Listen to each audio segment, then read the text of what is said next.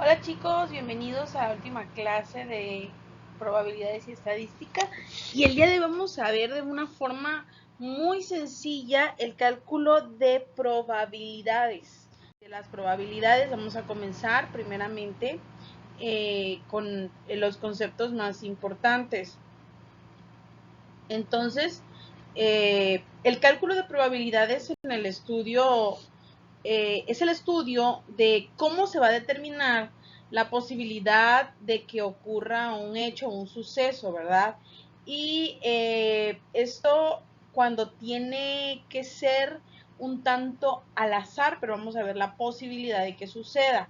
Es decir, mediante un cálculo de probabilidades se usan herramientas matemáticas para hallar qué tan factible es que suceda ese evento. Esto es en el marco de ciertas condiciones.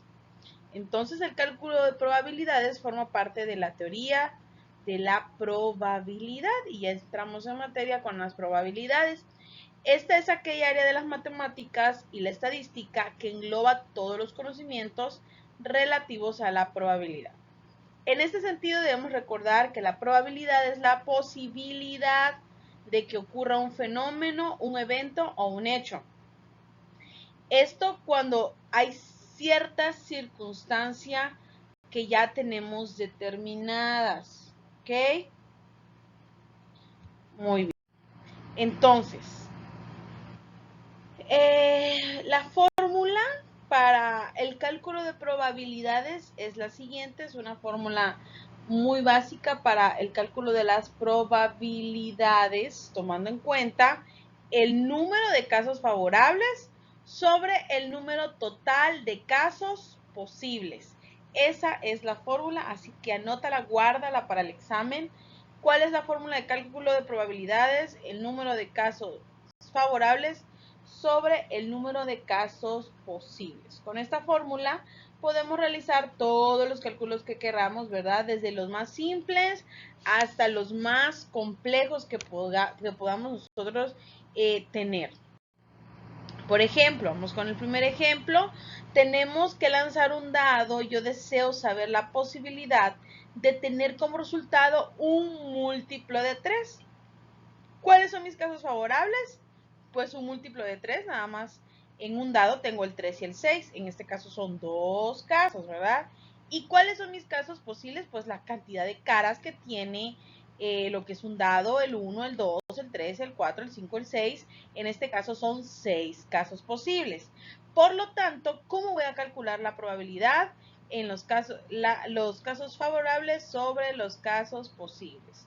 2 sobre 6 me da 0.33. En este caso, en porcentaje es 3.33. Entonces, ¿cuál es la probabilidad de que me salga un múltiplo de 3? Aplicando la fórmula, me queda 33.33% de probabilidades. Vamos a ver otro caso más.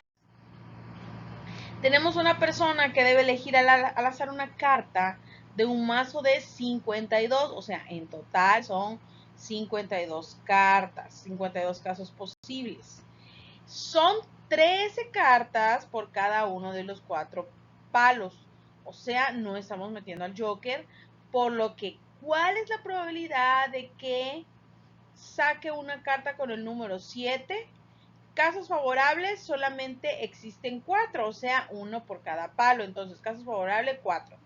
Total de casos posibles, o sea, el total de todas las cartas que yo tengo para sacar son 52. Aplico la fórmula, la probabilidad 4 entre 52. 4 sobre 52, me queda 1 sobre 13. 1 sobre 13 en decimales 0.076 o 0.0769 es igual a 7.69 o 7.6923% de posibilidad de que saque la carta con el número 7. Simplemente apliqué la fórmula, número de casos posibles, cantidad de casos favorables sobre casos posibles.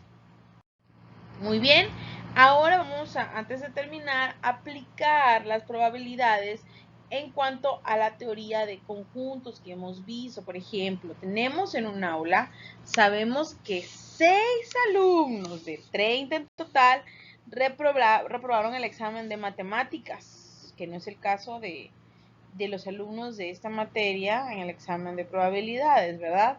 Entonces, la probabilidad de que si elegimos aleatoriamente a cualquiera de los alumnos, este haya desaprobado el último examen de matemáticas es el 20%, dado lo siguiente. Número de casos favorables, o sea, 6 reprobaron. Y número de casos posible, en total son 30 alumnos. Aplicando la fórmula que yo te di, sencillamente tenemos la probabilidad 6 sobre 30, que es igual a un quinto, que es igual a 0.2, y en porcentaje nos da el 20%, ¿ok? Muy bien. Vamos a continuar. Del mismo modo, se sabe que la probabilidad de que un alumno haya desaprobado el examen de biología es del 15%. Además, la probabilidad de que haya desaprobado ambos exámenes es del 10%. Ahora la pregunta aquí es, ¿cuál es la probabilidad de que un alumno haya desaprobado solamente el examen de matemáticas o solo el de biología? Aplicamos entonces aquí lo siguiente con la teoría de conjuntos. Ok, el conjunto A representa los desaprobados, las personas que están desaprobadas en el examen de matemáticas, ¿ok? Y que ya sacamos la probabilidad de si es el 20% de X. X es el número de alumnos en el salón, ¿ok? El conjunto B son los desaprobados en el examen de biología. Y como leímos en el planteamiento, representa el 15% de X, o sea, el 15% del total de alumnos, ¿ok? Bueno, entonces, los desaprobados en el examen de matemáticas y de biología son el 10%. ¿De dónde sacó esto? Aquí vemos, ¿verdad? La intersección del A con B, del conjunto A con el conjunto B, son los desaprobados en el examen de matemáticas y biologías al mismo tiempo. Ok, entonces aquí tenemos la diferencia simétrica de AB, que dice que son los desaprobados solo en el examen de matemáticas o en el de biología. Gráficamente, como lo hemos visto en las clases pasadas, queda de la siguiente manera.